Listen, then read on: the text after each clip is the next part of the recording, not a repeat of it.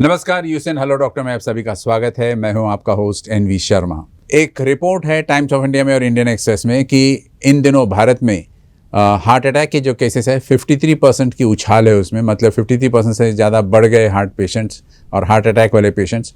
और ये चौंकाने वाली बात तो ये है कि इसमें कम से कम 55 साल से भी कम उम्र के लोग भी शामिल है।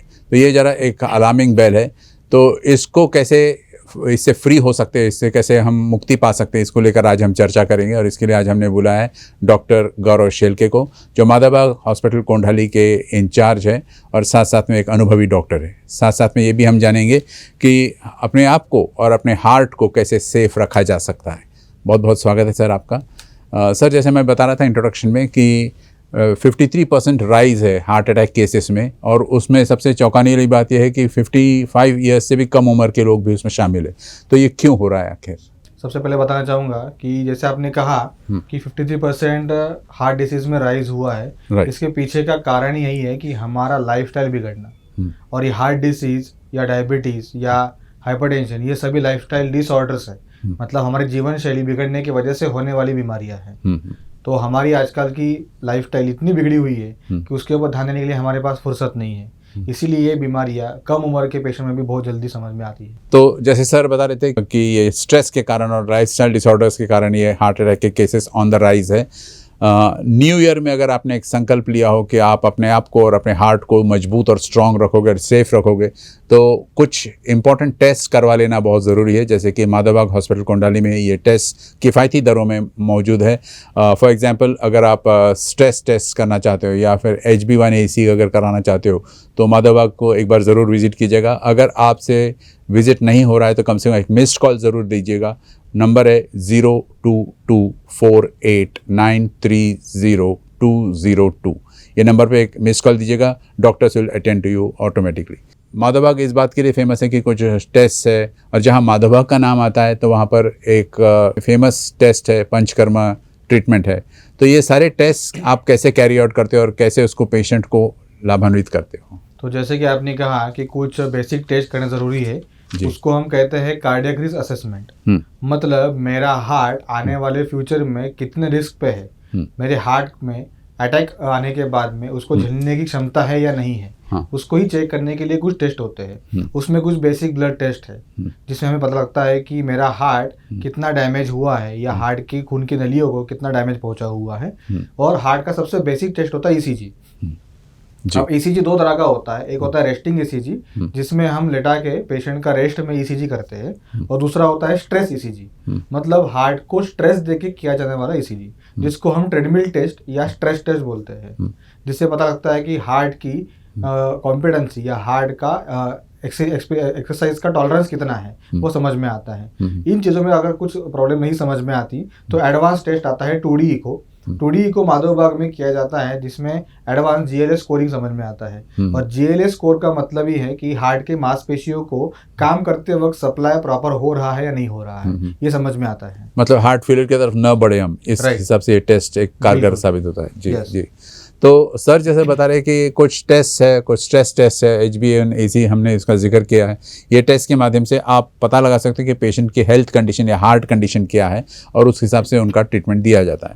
मैं आपको ये भी बता दूं कि माधवबाग हॉस्पिटल दुनिया का वो सबसे पहला हॉस्पिटल है जहाँ 7 डेज ट्रीटमेंट में हार्ट प्रॉब्लम्स से आप छुटकारा पा सकते हैं, न केवल 7 दिनों में, बल्कि ये एक अश्योर टेस्ट है कि बिना सर्जरी के आप इन ट्रीटमेंट को ले सकते हो। अगर आप भी चाहते हो कि आपके हार्ट को कितना एफिशिएंट है टेस्ट करना चाहते हो, तो आपको सिर्फ एक मिस्ड कॉल देनी है 022489300202 पर, और doctors will be ready to help you any time. Sir, 7 days में ये ट्रीटमेंट, रेजिडेंशियल ट्रीटमेंट है आपका हार्ट प्रॉब्लम्स को लेकर। तो मान के चलिए एक पेशेंट ने कई सालों से एक लाइफस्टाइल एक पर्टिकुलर अंदाज में गुजारा है, और अचानक 7 डेज के अंदर उसमें ऐसे क्या परिवर्तन आ जाता है? क्या ये सफिशिएंट हो जाता है? क्योंकि सालों का ये लाइफस्टाइल डिसऑर्डर है, अचानक 7 डेज में कैसे इम्प्रूव हो सकता है? बिल्कुल, ये सबसे अहम सवाल लोग भी पूछते हैं हमको कि जो प्रॉब्लम इतनी पुरानी है वो 7 दिन में आप ठीक कर सकते हो क्या? इसकी कोई गारंटी है क्या? जी। तो यहाँ पे ये समझना जरूरी है कि 7 दिन में कोई मैजिक नहीं होता या कोई मिरेकल नहीं होता, लेकिन जो लाइफस्टाइल चेंजेस हमें करने हैं या जो हम गलतियां कर रहे थे वो गलतियां हमें समझने के लिए उसकी ट्रेनिंग आपको दी जाती है। फॉर एग्जाम्पल, सुबह जल्दी उठना और एक्सरसाइज ना करना। एक्सरसाइज ना करना है सबसे बड़ी गलती होती है, क्योंकि हमारे जो ब्लॉकेजेस कहे जाते हैं, ब्लॉकेजेस के ऊपर रिसर्च जो हुआ उन्होंने बताया हुआ कि ब्लॉकेज स्टार्ट कब होते हैं, जब बचपन में हम सबसे पहले खाना चालू करते हैं। तो वहाँ पे हमें तकलीफ क्यों नहीं होती? क्योंकि जितना हम खाना खाते हैं उससे कहीं ज़्यादा हम एक्टिव रहते हैं, हम खेलते कूदते रहते हैं। लेकिन ज़िंदगी में ऐसा एक समय आता है जब ज़िंदगी में ठहराव आता है और हमारा खान पान उतना ही रहता है, लेकिन फिजिकल एक्टिविटी हमारी कम हो जाती है। तो यही छोटी मोटी चीज़ें हैं जो आपको समझना है 7 दिन में, और 7 दिन में जो आपको रिवर्सल करना है इन फ्यूचर, उस जर्नी की शुरुआत वहाँ से होती है जी। तो इसलिए 7 दिन का स्टेशन प्रोग्राम बहुत ज़रूरी है। तो इससे पहले कि हम आगे बढ़े, मैं चाहता हूं कि आप एक पेशेंट का वीडियो सुन लीजिए, क्योंकि ये पेशेंट ऐसे थे जिनको पहले डायबिटीज़ था और डायबिटीज़ से धीरे धीरे हार्ट डिजीज़ की तरफ चले गए, और उनका जो मनोगत है हम सुनेंगे ही सुनेंगे, लेकिन साथ साथ में कुछ अनुभव उनके वो भी हम शेयर करेंगे। Can we have that video please? मेरा नाम संतोष कुमार साबले है। मैं मुल्ताई से निवास करता हूँ, डिस्ट्रिक्ट बैतूल, मध्य प्रदेश से। अभी 18 में मुझे अचानक तो हल्का सा पेट में गैस टाइप में लगने लगा। मिसेस को बोला कि पेट में गैस हो रही है, थोड़ा सा पसीना भी आ रहा, कुछ अच्छा यानी भारी भारी लग रहा। मिसेस बोले चलो, बोले अपन चलते बोले दिखाने। तो मैं अपने वहाँ डिस्ट्रिक्ट लेवल बैतूल में ही चला गया। उन्होंने देखा और बोला कि आपको तो अभी अटैक आ रहा है। बोले एंजियोग्राफी में मुझे 3 ब्लॉकेज बताएं। डॉक्टर ने एडमिट कर लिया था। एंजियोप्लास्टी तो हो नहीं सकती क्योंकि वी आकार में थी। तो उन्होंने बोला कि आपका बाईपास ही होगा। बोले बाईपास के उन्होंने पैसे बताया, उन्होंने 3 लाख 3.5 लाख रुपए लगे। मैं वहाँ से निकल चुका हूँ। 10वें दिन, उससे पहले बीच में ऐसी एक मोहल्ले में हमारे काकड़े साहब करके हैं, तो वो आए उनसे मिलने के लिए। तो वो बोले मैं माधोबाग गया था, बोले वहाँ पे ऐसा मैं अब बोले 62 साल का हुआ, 2011 में। आज उनसे 8-10 साल से वो कंटिन्यू स्वस्थ है बिल्कुल। माधोबाग के लिए वहाँ से निकल पड़ा मैं। यहाँ आने के बाद में यहाँ पे भी उन्होंने 3 दिन मुझे एडमिट किया। यहाँ पे 3 दिन में पूरे पंचकर्म करवाए। पंचकर्म करवा के हल्का और रिलीफ टाइप लगने लगा। फिर यहाँ का जो आहार, पूरा यहाँ का जो किट दिया गया है, वो किट को सुबह शाम वैसे ही। फिर मेरा परिवार 18 लोगों का परिवार एक साथ में है, तो 18 लोगों के लिए एक साथ में 17 लोगों का अलग खाना बनता है, और सिर्फ मेरा अकेले का सिर्फ अलग खाना बनने लगा। माधोबाग के जो ट्रीटमेंट या जो इलाज हो रहा है उससे बहुत खुश हूँ, और मैं अन्य लोगों को प्रेरित करना चाहूँगा कि कम से कम मुझे देखे। मैं अभी बिना बाईपास, बिना सर्जरी के, बिना इसके अभी हूँ, और सिर्फ माधोबाग की बदौलत ही हूँ। मैं अभी भी हमने सुना सर, ये पेशेंट जो बता रहे थे कि पहले डायबिटीज़ था, उसके कारण हार्ट डिजीज़ की तरफ चले गए बिल्कुल। तो आप जब ऐसे पेशेंट्स का ट्रीटमेंट प्लान करते हो तो क्या वो डायबिटीज़ के आधार पर प्लानिंग की जाती है या फिर हार्ट डिजीज़ के आधार पर प्लान की जाती है? It's a combination of both, क्या एग्जैक्टली क्या होता है? तो इसके लिए मैं माधोबाग की हिस्ट्री बताना चाहूँगा कि 2006 में सबसे पहले जब माधोबाग की शुरुआत हुई थी, तब हमने सिर्फ हार्ट डिसीज को लेके ही ट्रीटमेंट करना चालू किया था जी। लेकिन कुछ महीनों बाद, कुछ दिनों बाद ये समझ आया कि ये बीमारियां वापस आ रही है, मतलब हार्ट डिसीज जो है वापस रिलैप्स हो रहा है, वापस हो रहा है। तब उसके वो दोबारा हमने सोचा कि ये क्यों हो रहा है। तो पता लगा कि डायबिटीज, हाइपरटेंशन, मोटापा या थायराइड, ये जो बीमारी है अगर पेशेंट में जब तक मौजूद है तब तक ये बीमारी हार्ट डिसीज का आपको बार बार होता रहेगा। इसीलिए फिर माधोबाग में डायबिटीज को लेके भी ट्रीटमेंट चालू हो गया, हाइपरटेंशन के लिए भी चालू हो गया और थायराइड के लिए चालू हो गया। अब यहाँ पे हमारा ट्रीटमेंट का नाम है कॉपीराइट संपूर्ण हृदय शुद्धिकरण। इसमें हमारे हृदय की और हृदय की जो खून की नलियां हैं, ब्लड वेसल्स है, उनकी पूरी शुद्धि होती है पंचकर्मा के द्वारा, इसलिए उसका नाम है संपूर्ण हृदय शुद्धिकरण। तो जो आपका सवाल था कि हम डायबिटीज को लेके चलते हैं या हार्ट पेशेंट को लेके चलते हैं, तो उसका कॉम्बिनेशन हम करते हैं जिससे दोनों चीजों से मुक्त हो जाए। बिल्कुल, मतलब मेडिसिन में कॉम्बिनेशन करते हैं कि डायबिटीज की मेडिसिन भी उसमें मिलाई जाती है और हार्ट पेशेंट के हिसाब से भी मेडिसिन दी जाती है। तो ये जो SHS है आपका कॉपीराइटेड प्रोसीजर है सर? बिल्कुल। तो सर जैसे बता रहे थे कि माधोबाग के पास एक कॉपीराइटेड प्रोसीजर है जिसको कहते हैं SHS, और इसका उल्लेख इंटरनेशनल जर्नल्स में भी छप चुके, जैसे लैंसेट है, international journal of cardiology, British medical journal है, या 150 से भी ज़्यादा रिसर्च पेपर्स हैं जो ये प्रमाणित करते हैं कि माधवभाग का ये ट्रीटमेंट एक टाइम प्रूवन टेस्ट है, लॉजिकल टेस्ट है। एक बार आप ज़रूर आजमाइएगा इसको। इससे न केवल आपका हार्ट शुद्ध होता है बल्कि अदर प्रॉब्लम्स जो है, रिलेटेड प्रॉब्लम्स है, जैसे कि ओबेसिटी है, कोलेस्ट्रॉल है, बीपी है, या फिर बाद में डायबिटीज़ है, इनसे भी आप छुटकारा पा सकते हो। और इसके लिए आपको अधिक जानकारी अगर हासिल करनी है तो नियरेस्ट माधवबाग हॉस्पिटल कोंडाली, यहाँ पर आप ज़रूर विज़िट कीजिएगा। और अदरवाइज़ एक मिस्ड कॉल दे सकते हो, जिसका नंबर है, बार बार दोहरा रहा हूँ मैं, आपकी स्क्रीन पर भी फ्लैश हो रहा है, 02248930202 पर। एक पूछना है सर आपसे, जैसे कि पेशेंट आया आपके पास और डायबिटीज़ का पेशेंट, जैसे अभी हमने सुना उस पेशेंट को जो हार्ट डिजीज़ की तरफ भी जा रहा था, उसी प्रकार कोई ब्लॉकेज का पेशेंट होगा और वो आपके हॉस्पिटल में आया ट्रीटमेंट के लिए after listening to this programme, लेकिन उस दौरान, उस ट्रीटमेंट के 7 डेज़ का आपका आवासीय ट्रीटमेंट है, उस दौरान कुछ इमरजेंसी आ गई क्योंकि वो ऑलरेडी एक ब्लॉकेज पेशेंट है और कुछ इमरजेंसी अराइज हो गई, तो ऐसे प्रॉब्लम्स को, ऐसे पेशेंट्स को टैकल करने के लिए क्या माधवबाग सुसज्जित है विथ फैसिलिटीज़, और है तो कौन कौन से फैसिलिटीज़, और आप उसको कैसे टैकल करते हो? तो मैं यहाँ बताना चाहूँगा कि पेशेंट के दिमाग में बहुत डर रहता है, क्योंकि एक तरफ सर्जिकल ऑप्शन रहता है एंजियोप्लास्टी या बाईपास का ब्लॉकेजेस के लिए, और दूसरी तरफ बिल्कुल अपोजिट, मतलब ये कंजर्वेटिव ट्रीटमेंट जहाँ पे ऑप्शन है आपका नॉन सर्जिकल। तो यहाँ पे लोगों को बिलीफ नहीं हो पाता है कि सच में वो ट्रीटमेंट हो पाएगा नहीं हो पाएगा। तो बताना चाहूँगा कि ब्लॉकेजेस और हार्ट अटैक, ये दोनों चीज़ों में बहुत बड़ा डिफरेंस है।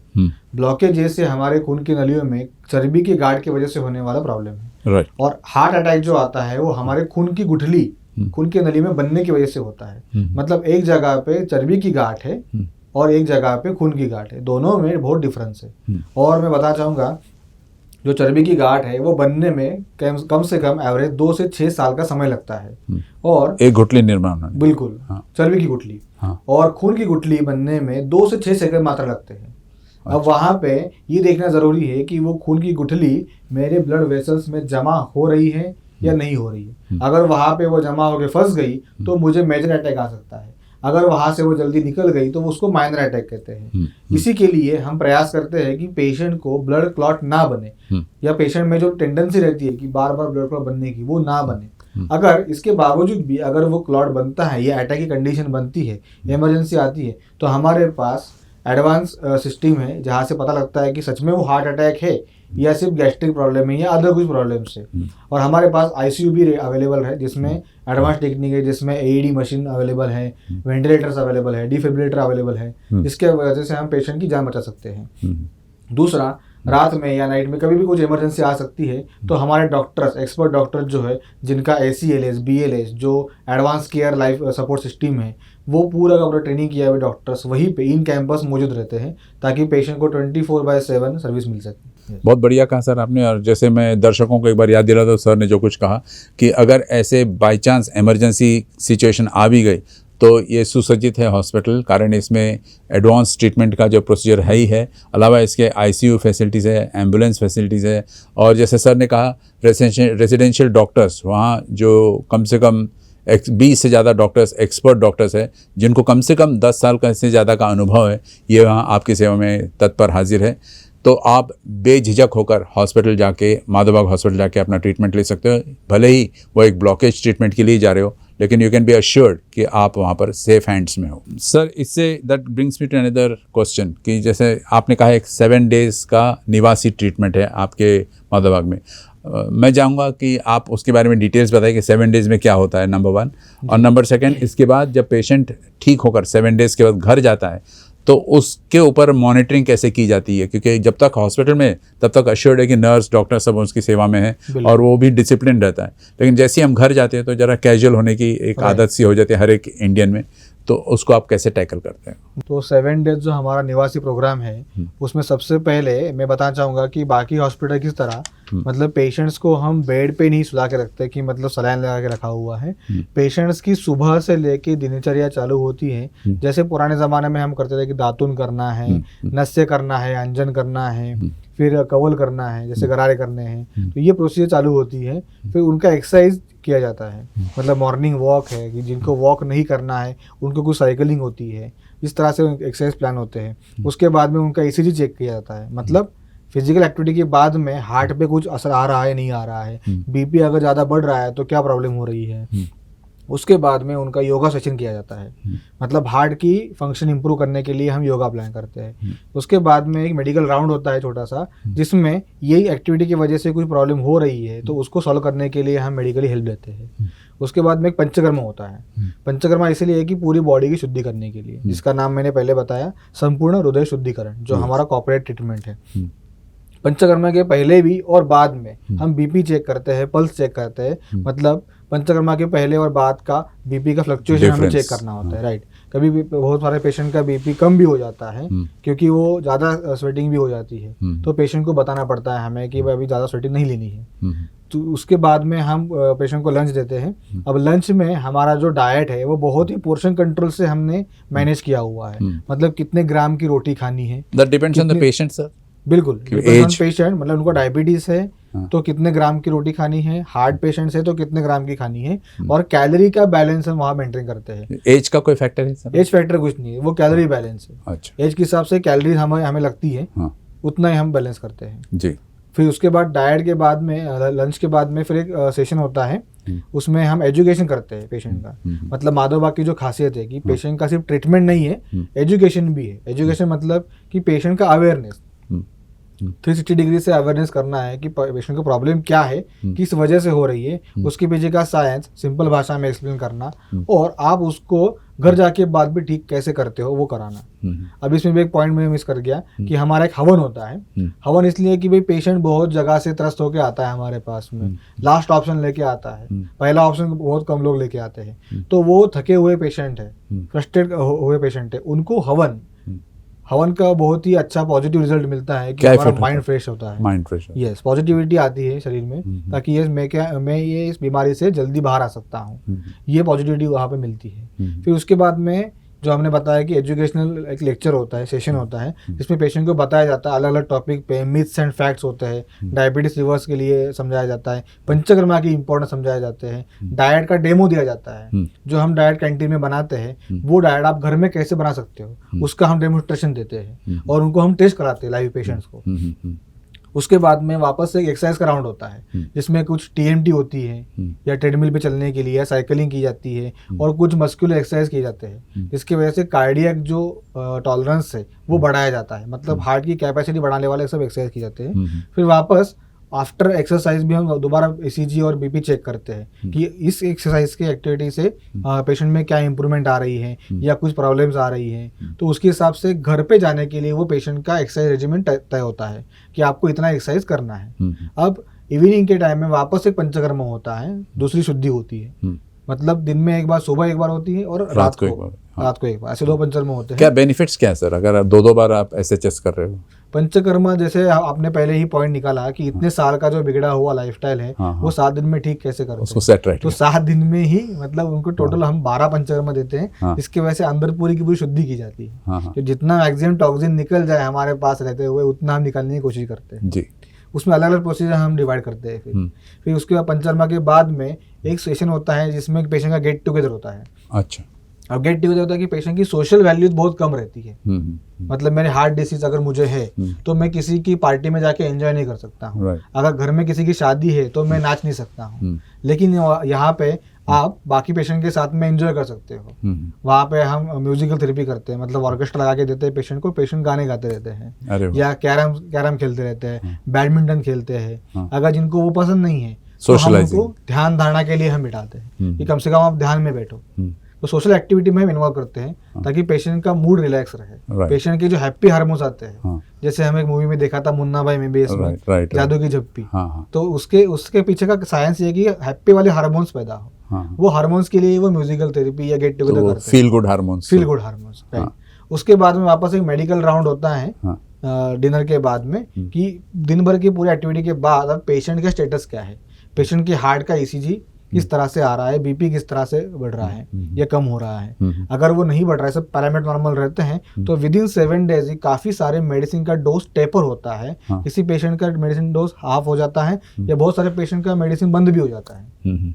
जैसे एग्जांपल दूंगा मैं, डायबिटीज जिनका इंसुलिन चलता रहता है, अब छोटे से डाइटरी चेंजेस हमने किए तो इंसुलिन डे 1 से बंद हो जाता है, वैसे अभी हमारे पास पेशेंट अभी भी एक्टिव हैं जिनके सुबह 34 यूनिट्स और शाम को 32 यूनिट वो इंसुलिन ले रहे हैं। उनका हमने सेकंड डे से ही इंसुलिन बंद करवा दी क्योंकि उनका शुगर 40 पे आ रहा है ऑलमोस्ट, तो उनको इंसुलिन की जरूरत ही नहीं पड़ रही है, तो डाइट से मैनेज हो रहा है। तो जो हमारा 5 सूत्र है जिसमें सबसे पहले इंपॉर्टेंट है डाइट, उसके बाद फिजिकल एक्टिविटी मतलब एक्सरसाइज, उसके बाद तीसरा है पंचकर्मा जो 2 बार होती है शुद्धि हमारी, चौथा है स्ट्रेस मैनेजमेंट, और पांचवा है मेडिकेशंस और ड्रग टैपरिंग जो एलोपैथी की ड्रग्स है जिसके ऊपर हमारी बॉडी पूरी डिपेंड रहती है, उसकी टैपरिंग करना, धीरे धीरे कट ऑफ करते जाना।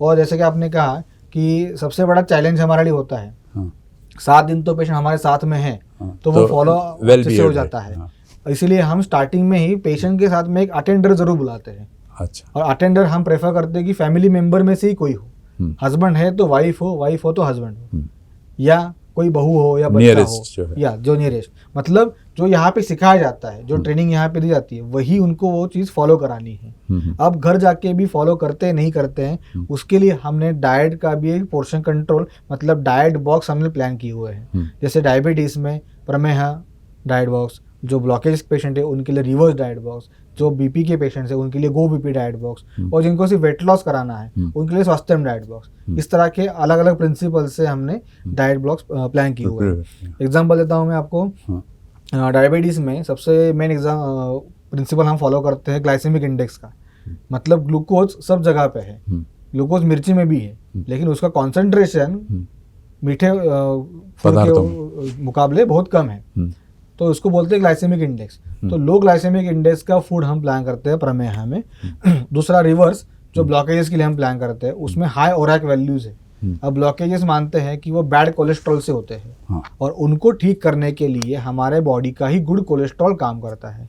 और मजे की बात यह है कि वो किसी भी खाने से नहीं मिलता, वो हमारा लीवर ही मेटाबोलाइज करता है। अच्छा। तो उस लीवर की ट्रेनिंग कैसी हो, मतलब वो मैकेनिज्म का नाम है रिवर्स कोलेस्ट्रॉल ट्रांसपोर्ट मैकेनिज्म। मतलब अच्छे कोलेस्ट्रॉल को अगर हम बढ़ाएंगे तो वो खराब कोलेस्ट्रॉल का अपने आप कम कर देता है, और वैसे ही ब्लॉकेज भी कम होते हैं। ये रिसर्च में प्रूव हो चुका है, जो हमने रिसर्च अभी पब्लिश किए हुए हैं अभी पिछले 10-12 सालों से, उसमें यही प्रूव हुआ है कि ब्लॉकेजेस कम करने के लिए ये प्रिंसिपल काम आता है। तो रिवर्स डाइट बॉक्स में हाई ओरैक वैल्यूज को प्रिंसिपल हम फॉलो कराते हैं। ऐसे ही डाइट बॉक्स स्वास्थ्यम जो ओबेसिटी के लिए, जिसमें हाई फाइबर, गुड फैट और गुड प्रोटीन हम उसमें फॉलो करते हैं। और गो बीपी में सोडियम पोटेशियम का बैलेंस जो सबसे अहम भूमिका निभाता है। तो इस तरह के अलग अलग प्रिंसिपल के डाइट।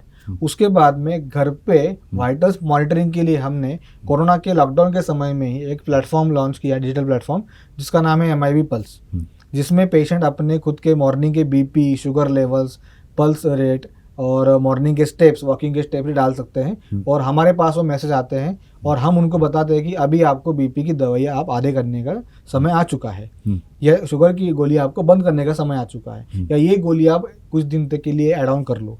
तो ये मॉनिटरिंग हम MIB पल्स के थ्रू करते हैं। मतलब पल्स के थ्रू आप उसको मॉनिटर करते रहते हो? जी जी। जैसे घर में गए तो हमारा वो रिमोट कंट्रोल है। बहुत बढ़िया सर। तो जैसे सर बता रहे थे कि माधवबाग ने एक कॉपीराइटेड प्रोसीजर अगेन डेवलप किया जिसको हम कहते हैं MIB पल्स। इस पल्स के ज़रिए आप माधवबाग के डॉक्टर्स के साथ या हॉस्पिटल के साथ या क्लिनिक्स के साथ कनेक्ट हो सकते हो। न केवल इतना ही, इसमें और भी फ़ायदे गिनाता हूँ मैं। जैसे सर ने कहा कि इसमें MIB पल्स ऐप में कम से कम 450 से अधिक डॉक्टरों की एक्सपर्ट गाइडेंस है, सलाह है, और अलावा इसके व्यायाम, एक्सरसाइज या योगा, मेडिटेशन, इस किस्म की बातों के ऊपर भी 1000 से ऊपर लेक्चर्स है। न केवल इतना ही बल्कि एक्सपीरियंस शेयरिंग भी इस ऐप के ज़रिए आप पा सकते हो और डॉक्टर के साथ कनेक्ट हो सकते हो। मैं संगीता प्रकाश जैन, मैं जलगांव से आई हूँ।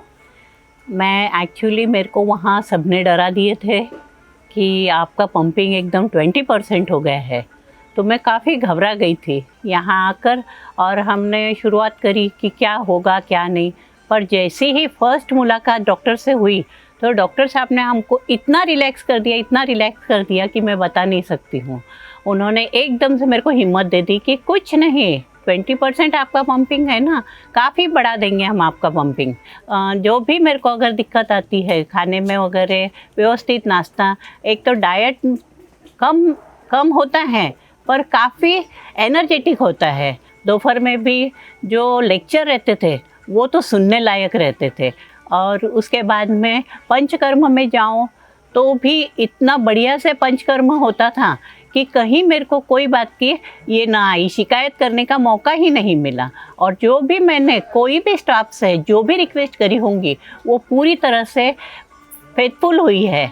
और लास्ट में जो डॉक्टर्स के वगैरह भी जो हमेशा ये रहती थी इन्वेस्टिगेशन, वो भी काफ़ी सराहनीय रही मेरे लिए। तो माधव बाग एक कम खाना, गम खाना और दम जाना, यह बात बहुत अच्छी तरह से सिखाता है। नमस्ते, जय जी। सर, जैसे कोई पेशेंट आया आपके पास और उन्होंने कहा कि उनको ये पर्टिकुलर प्रॉब्लम है, तो जनरल प्रॉब्लम्स क्या रहते हैं? ओबेसिटी है या बीपी है, कोलेस्ट्रॉल है या हार्ट को लेकर प्रॉब्लम्स है। लेकिन एक इम्पॉर्टेंट फैक्टर है heart pumping efficiency, ejaculation fraction भी जो इसको बोलते हैं। तो इसको आप माधव बाग में कैसे मॉनिटर करते हो और इससे क्या एडवाइस देते हो पेशेंट्स को ताकि उनका हार्ट पंपिंग एफिशिएंसी बढ़ जाए? तो मैं बताना चाहूँगा कि माधव बाग में सबसे पहला रिसर्च पेपर हार्ट की इफिशिएंसी को लेके ही पब्लिश हुआ था जी। कि जो हम बोलते हैं क्रोनिक हार्ट फेलियर के पेशेंट, जिसमें हार्ट की पंपिंग कैपेसिटी, जिसको हम बोलते हैं ejection fraction, left ventricular ejection fraction, जो अगर 40 के अंदर है, 40 से कम है, उसको बोलते हैं हम heart failure, chronic heart failure. उन पेशेंट्स को संपूर्ण हृदय शुद्धिकरण, जो हमारा चिकित्सा है SHS, उसके ऊपर काम करने से कम 7 दिन में 10 से 12% से इम्प्रूवमेंट हो जाता है। राइज होता है। हाँ, और यही रिसर्च पेपर पब्लिश ऑलरेडी हो चुका है। सर, क्या एग्जैक्टली क्या स्टेप्स मॉनिटर करते हैं आप? इजेक्शन फ्रैक्शन कितनी होनी चाहिए ऑन एन आइडियल बेसिस? इसमें बहुत सारे पैरामीटर इंक्लूड होते हैं, जैसे कि 2D को में हम देखते हैं कि हार्ट के 4 चैम्बर्स का वॉल्यूम, वो वॉल्यूम चेक होना बहुत ज़रूरी है। फॉर एग्जांपल मैं बताऊंगा, हार्ट के जो लेफ्ट वेंट्रिकल है उसका मिनिमम जो वॉल्यूम होना चाहिए वो 125 ml होना चाहिए। अगर 125 ml में से वो 50 या 60% वो इजेक्शन कर रहा है, तो वो नॉर्मल चीज़ है। अच्छा, 60 to 65? बिल्कुल, 50 to 60। तो मतलब अप्रोक्सीमेट लगा लो आप, तो 60 to 72 ml वो अगर बाहर फेंक रहा है तो वो नॉर्मल वैल्यूज है। लेकिन अगर उसका वॉल्यूम बढ़ा हुआ है, फॉर एग्जाम्पल से 300 ml हो चुका है और उसमें से अगर वो 50% भेज रहा है, तो अगेन वो 60% ही आ गया। राइट। लेकिन वहाँ पे बॉडी कॉम्प्रोमाइज करती है कि 300 ml में से वो सिर्फ 20% ही ये भेजती है, मतलब उसका 60 ml उसको मैचअप करना है। तो ये वॉल्यूम समझने के लिए 2D को बहुत ज़रूरी चीज़ है कि हमें अंदर का वॉल्यूम समझ में आता है कि एग्जैक्टली कितना है, क्या करना है। उसके हिसाब से मेडिसिन प्लान होती है कि एक्स्ट्रा जो मास बढ़ा हुआ है या जो एक्स्ट्रा वॉल्यूम बढ़ा हुआ है उसको रिड्यूस करने के लिए, फ्लूइड का ओवरलोड कम करने के लिए क्या क्या मेडिसिन प्लान करनी है, कौन सा पंचकर्मा प्लान करना है, क्या पंचकर्मा एडवाइस करना है, डबल करना है या कुछ सिंगल पंचकर्मा एडवाइस करना है, ये पूरा प्लान होता है। जी sir, ejection fraction SHS takes care of it, मतलब Yes, SHS definitely. के जरिए आप? डेफिनेटली। जी, एक इम्पॉर्टेंट क्वेश्चन पे आते हैं sir, before we wind up. एक पूछना था, जैसे कि अभी पेशेंट है, कोई प्रोग्राम ये देख रहा है, इस कार्यक्रम को आज देख रहा है, देखने के बाद उसके मन में आया कि क्यों ना हम भी अपने हार्ट को एक बार टेस्ट कर ले, डिफरेंट टेस्ट परफॉर्म करे, तो आप उनको माधव बाग में आने के लिए क्या एडवाइस करोगे और कैसे वो कांटेक्ट कर सकते हैं आपको, not only for heart disease बल्कि डायबिटीज़ का ये, कोलेस्ट्रॉल का ये, BP का ये, ओबेसिटी का ये, इन सब के लिए वो आपको कैसे अप्रोच करें? तो यहाँ पे बताना चाहूँगा, अभी रिसेंटली कंडीशन चल रही है कोरोना की। तो कोरोना के पहले फेज़ में सबसे ज़्यादातर ओल्ड एज के पीपल का ज़्यादा नुकसान हुआ है, और सेकंड फेज़ में सबसे ज़्यादा यंग पीपल गए जो खुद को फिट समझते थे। अब यहाँ पे देखने लायक बात ये है कि कोरोना के वजह से डेथ कितनी हुई। एक्चुअली में जो रीज़न था डेथ का वो था कार्डियक अरेस्ट या हार्ट फेलियर, मतलब जो इन्फेक्शन हुआ था जिसके वजह से क्लॉट बनने की टेंडेंसी बन रही थी, उसको झेलने के लिए मेरे हार्ट में क्षमता नहीं थी या वो क्षमता कम हो गई थी, जिसकी वजह से डेथ मेरी हुई।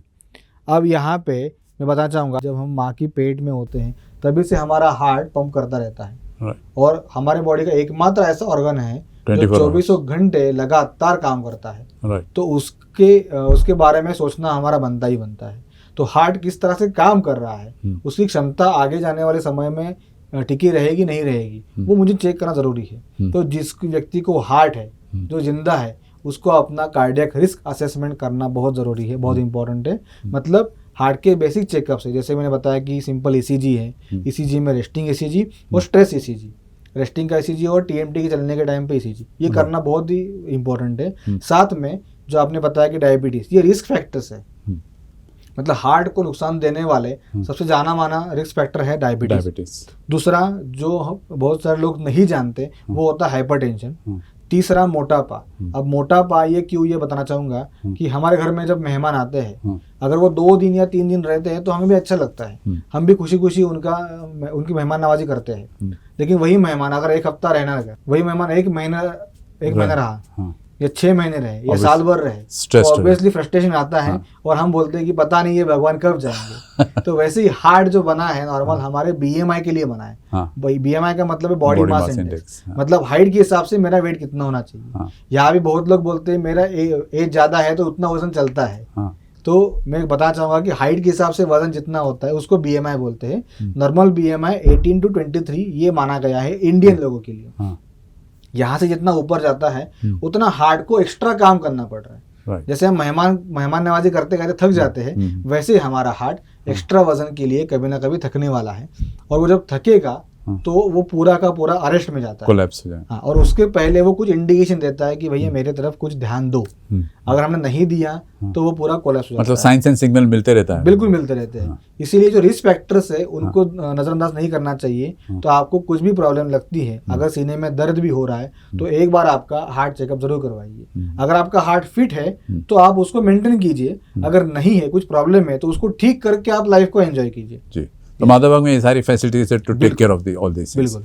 बहुत अच्छा बोला सर आपने जो एग्जाम्पल दिया मेहमानों का और हार्ट का जो रिश्ता है। मैं अपने दर्शकों को बिफोर वी वाइंड अप बताना चाहता हूं कि माधवबाग के पास एक advanced IVR system, inter voice active response system, जिसके ज़रिए आप एक मिस कॉल करोगे तो आपको एक कॉल बैक वापस आ जाएगा माधवबाग से और आपकी समस्या आप डिस्कस कर सकते हो। अलावा इसके सर ने जैसे कहा SHS एक बहुत इंपॉर्टेंट कॉपीराइटेड टेस्ट प्रोसीजर है जिससे अश्योर्ड रिजल्ट्स मिलते हैं। और अलावा इसके अगर आपको किसी डॉक्टर ने एंजियोग्राफी करने का सजेस्ट किया हो कि आपको एक शायद बाईपास करानी होगी या फिर एंजियोप्लास्टी करानी होगी, इससे पहले कि आप उन बातों में आए एक सेकंड ओपिनियन ज़रूर लीजिएगा। और सेकंड ओपिनियन के लिए सबसे बेस्ट हॉस्पिटल है माधवबाग हॉस्पिटल, जो आपको बिना सर्जरी के इलाज करने के तरीके बताता है। और अगर आपकी जो कोई भी समस्या है, आप MIB पल्स से जुड़ के इस हॉस्पिटल के आप उसके एक सक्रिय मेंबर भी बन सकते हो। और अलावा इसके अगर जैसे मैं बार बार बता रहा हूँ 02248930202 पर एक मिस्ड कॉल दीजिएगा। Doctors will take care of you. Thank you so much sir, it was a pleasure talking to you. Thank you so much.